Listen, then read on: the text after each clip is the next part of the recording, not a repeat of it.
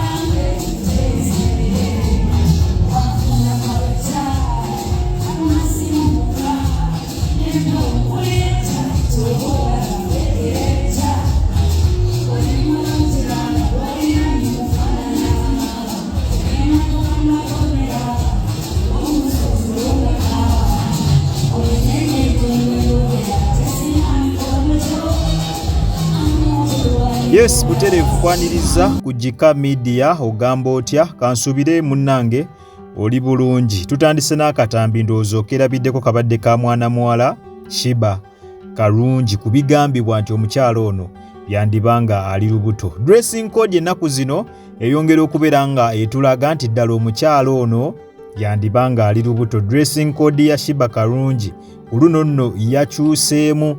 Fe abamumanyi tumanyi engeri gy'akola ki, engeri gy'akolamu ebintu bye, engeri gy'ayambalamu, tumanyi engeri gy'ayambalamu era okusinziira essaawa eno bw'ayambala kiraga bulazi nti omukyalo ono ebyaddala yandibanga munnange ali lubuto. Tebikyali byakubeera nti bya ŋŋambo, tebikyali byakubeera nti byakubulukosa. Omukyalo ekituufu yandibanga munnange ate ali lubuto.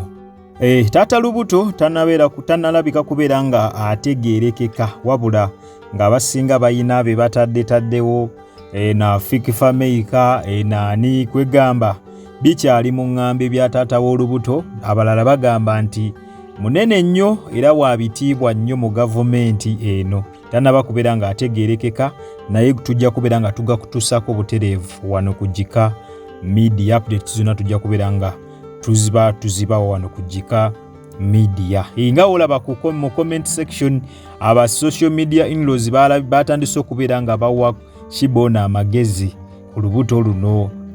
Batandise okubeera nga bamubuulira ebintu byateekeddwa okuba nga alya, engeri gy'ateekeddwa okubeera nga yeeyisaamu mu bulamu obwa bulijjo, okubeera nga watuuka ku ssaawa ey'okusumulukuka asumulukuka bulungi nnyo nga bw'okiwulira. Comment section nga bw'oziraba ku screen awo ba social media in-laws nga bagezaako okubeera nga ate bamuwa amagezi. Ekyongera okukakasiza ddala nti omukyalo ono yandibanga ebyaddala ali lubuto. Manyi bagamba tewali wava muka nga tewali muliro.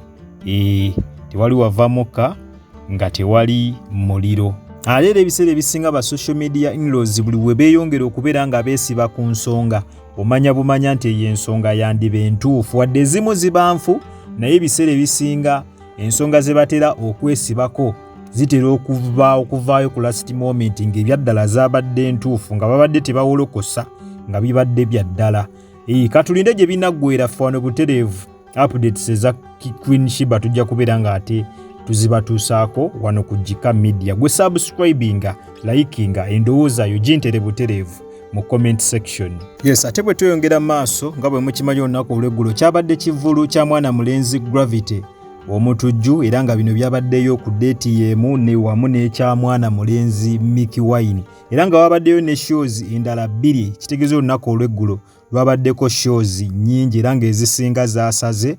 Mu zaasaze mwe muli ne show eya mwana mulenzi Gravity omutujju. Wabula ono lwatuse ku stage nga akatuuka bw'ati yazoleyeza sound eya omukulu Balamu saundi ye yakoze ku kivulu kino ekya Gravity omutujju, naye Gravity olwatuse ku stage byalabise okubeera ng'ate agijevuna era n'awoninga ne bayimbi banne tibaddamu okubeera ng'ate munnange bagikozesa. Wabula Balamu avudde olunaku lwaliro n'abeera ng'ate amwanukula. Kansoke nkulage Gravity omutujju ng'agezaako vuluga saundi ya Balamu, n'oluvannyuma ngenda kukomawo nkuwe nga Balamu ayanukula Gravity omutujju.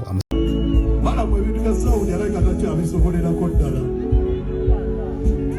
Alabika takyasobolera ddala saundi kwonoona bwonoonye kaliya y'abantu. Yes. Wenoleeta saundi erisu Queen evuddeko ng'osasuddwa miliyoni za $5. Erisu Queen neefaako wano saundi teriiko. Bwe bamuwa ba minisita wamuwa kuba mu ndongo. Next one. Yes, buterevu yono ye mukulu Gravity omutujju ng'agezaako okulaga obutali bumativu bwe eri Balamu olw'ebyuma bye yamuleetedde ku show ye okubeera nga byadde byekyanga nga bivaavaako era kakati n'omukulu Balamu amwanukudde. Balamu amugambye nti Gravity omutujju shouldn't be blaming me for the low turn up of people at his concert. My role was to offer him with sounds, not bringing the people, and if I knew the number of people that were planning to attend early enough, I would have given him a woofer instead of speakers because it was enough for the crowd that turned up. Eyo ye mukulu Balamu ng'agezaako okubeera ng'ate ayanukula Gravity. Singa akitegeddeko nti ye namba Gravity y'abantu gye yabadde agenda okufuna teyanditawanye namuleetera saundi eyo gye yamuleetedde.